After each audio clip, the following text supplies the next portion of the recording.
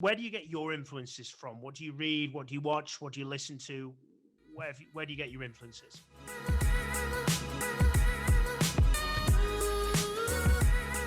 There are some books that kind of look at peak performance and things like that from the data perspective. Mm-hmm. I like to look at, the Malcolm Gladwells of the world will take research and I'll find what they're talking about, right? Like, the 10,000 hours really came from a Florida State psychologist who, that he talked about in Outliers.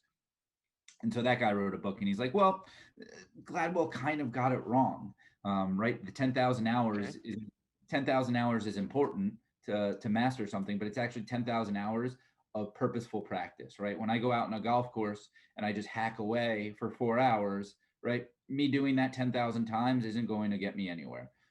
Versus if I actually spent 10,000 hours focused on the range, okay, keep your arm like this, keep your head down, keep your this and your that, right? That's actually what gets you to that right place, right? You looked at, the psychologist studied violin players and how they master learning a piece of music, and they don't play the whole thing through every single time. What they do is they pick, a few bars at a time, and they really perfect those few bars, and then over time they string it all together and really drive that, which is a really good story and a really good book. I have a lot of typical sources that a lot of people, I read the Wall Street Journal every day.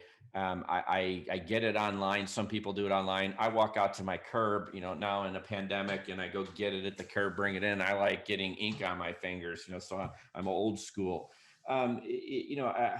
It's unfortunate, but I do think that the media has become biased, and I think that the media becomes biased on both sides. I'm not picking sides here. I'm just saying the media wants to entertain, wants to tell us, and people, I think, today are spending too much time in their own camps. Whatever camp you're in, whatever you believe, you constantly are seeking out sources of information that tell you what you want to hear. And there's not enough challenging of convention. There's not enough discourse between sides. So from my perspective, I try to be very open-minded. I try to get from a lot of different sources, whether it's the Wall Street Journal, it's Drudge or somebody else. I mean, it's like I have online resources. I have print media resources. I do watch TV. And I do read the occasional business book and try to tune in, but information's coming at us from a lot of different places. It's not always vetted. It's not always accurate. It's not always true. And I think we all owe it to society in general to challenge our own personal thinking and to recognize and take information from multiple sources and then process it. I'm a pretty avid, reader. So I'm a believer that, other people, they're going to do the heavy lifting and learn from their experiences, follow through. So I'm pretty much a nonfiction reader. I just read H.R. McMaster's book on Battleground. Just came out of the administration talking about, the geopolitical positioning of the Middle East. Chris Brose, who was McCain's lead, talks about the kill chain. Wrote a real interesting piece and really talk about China, but the necessity for innovation. The necessity for us, we were talking about a little earlier, these mid-sized and smaller organizations to rapidly get technology into the field to be able to successfully, quite frankly, provide national security across the pond on both sides. And then, the traditional podcasts, the defense and aerospace news I listen to every week. But lately, I've also been picking up Lex Fredman's podcast from MIT that talks about advanced tech.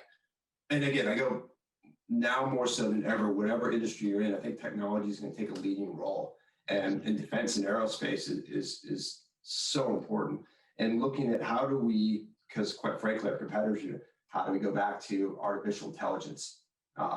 It's now, if you're not on board with that, you're going to be toast. Quantum computing. Again, I go back to machine learning and trying to learn, because quite frankly, I'm not that smart. So listen to the guys that be able to break it down and say, this is the technology that's really going to be impacting the world. And that's what Elon talks about, right? These guys like Elon, guys that are applying these new breakthroughs in technology, applying them to, brick and mortar companies and having tremendous outcomes. is really important. So that's what I'm, in my spare time trying to get up on all that.